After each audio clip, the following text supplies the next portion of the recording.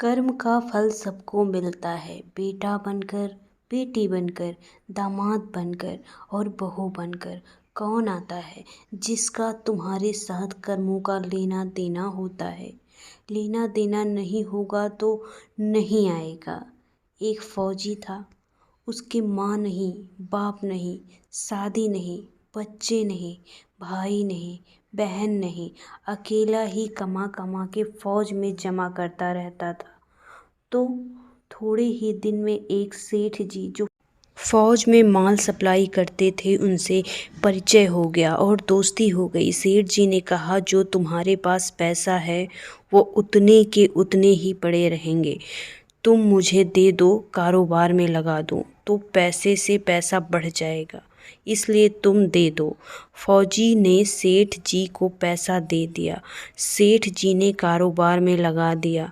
कारोबार उसका चमक गया, खूब कमाई होने लगी, कारोबार बढ़ गया। थोड़े ही दिन में लड़ाई लग गई। लड़ाई में फौजी घोड़ी पर चढ़कर लड़ने गया। घोड़ी इतनी बदतमीज थी कि जितने जोर से लगाम खींचे उतनी ही तेज भागे। खींचते खींचते उसके गले पर तक कट गया, लेकिन वह दौड़कर दुश्मनों के गोल में जाकर खड़ी हो गई। दुश्मनों ने वार किया, फौजी भी मर गया, घोड़ी भी मर गई।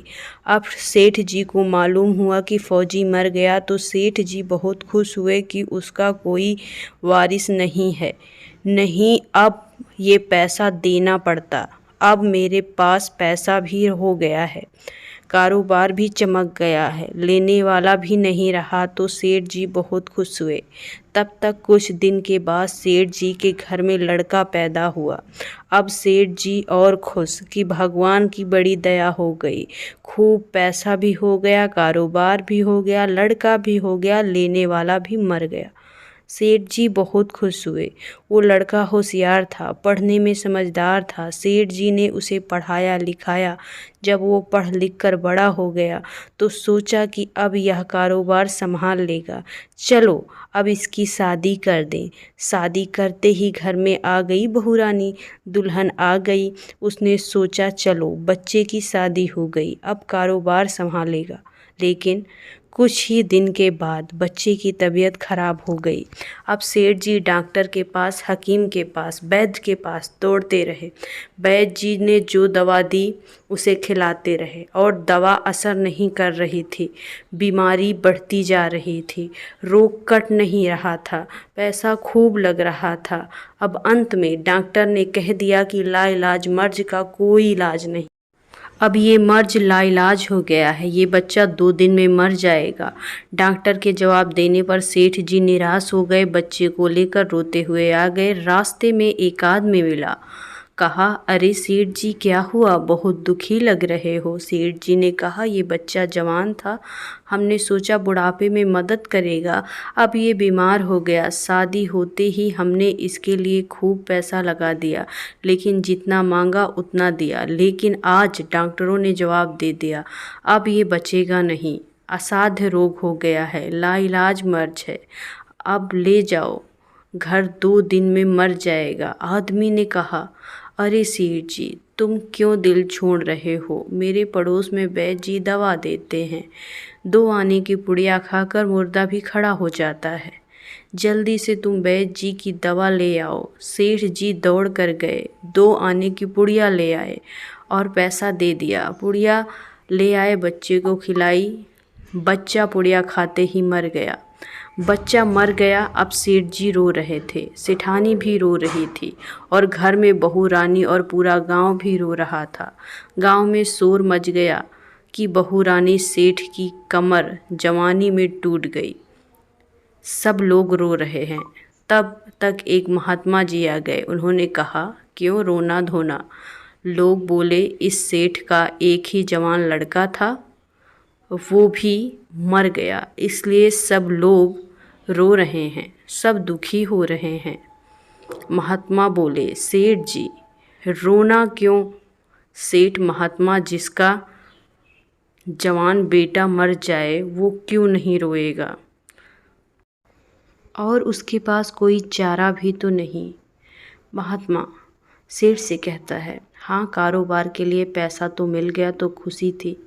महात्मा, अरे उस दिन तो आपकी खुशी का ठिकाना नहीं था, सही है ना? सेठ, किस दिन? महात्मा, अरे जिस दिन फौजी मर गया सोचा कि अब तो सारा पैसा तुम्हारा हो जाएगा और देना भी नहीं पड़ेगा। माल तो बहुत हो गया था, कारोबार खूब चमक गया, अब देना भी नहीं पड़ेगा। बहुत खुश थे सेठ। हाँ महाराज, खुश तो था महात्मा, और उस दिन तो आपकी खुशी का ठिकाना ही नहीं था। पता नहीं कितनी मिठाइयाँ बट गई। सेठ कहता है, किस दिन महाराज? तब महात्मा कहते हैं, अरे जिस दिन लड़का पैदा हुआ था, याद है? सेठ, महाराज लड़का पैदा होता है तो सब खुश होते हैं, मैं भी हुआ तो क्या बड़ी बात हो गई। महात्मा, उस दिन तो खुशी से आपके पैर जमीन पर नहीं पड़ते थे। सेठ, किस दिन? महात्मा, अरे जिस दिन बेटा ब्याहने जा रहे थे। सेठ कहता है, महाराज बेटा ब्याहने जाने पर कौन खुश नहीं होता, तो मैं खुश हो गया तो क्या बड़ी बात हो गई। महात्मा, तो जब इतनी बार खुश हो गए, जरा सी बात पर क्यों रो रहे हो? सेठ, महाराज कहता है, जरा सी बात, जवान बेटा मर गया है, ये जरा सी बात है। महात्मा, अरे सेठ जी, वो फौजी पैसा लेने के लिए बेटा बनकर आया था। पढ़ने लिखने में, खाने पीने पहनने, शौक श्रृंगार जितना लगाना था लगाया, शादी ब्याह सब में लगा दिया और ब्याज लगाकर डॉक्टरों को दिलवा दिया।